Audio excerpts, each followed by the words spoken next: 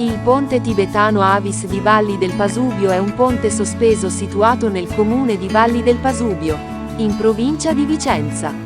Il ponte è lungo 105 metri e sospeso a 30 metri di altezza sul torrente Sengio Alto.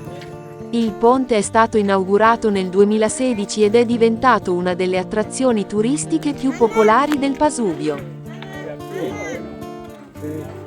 Io pensare come mi ha fatto a farlo. Ci andiamo. Qua uno le ha, uno lancia, ciapa, lancia, coltiva. Alme!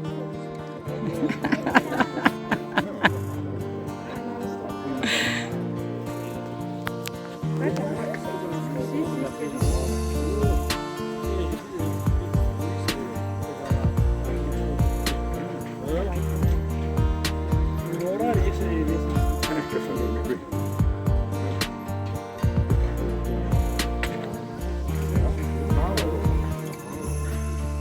Anche lo dietro.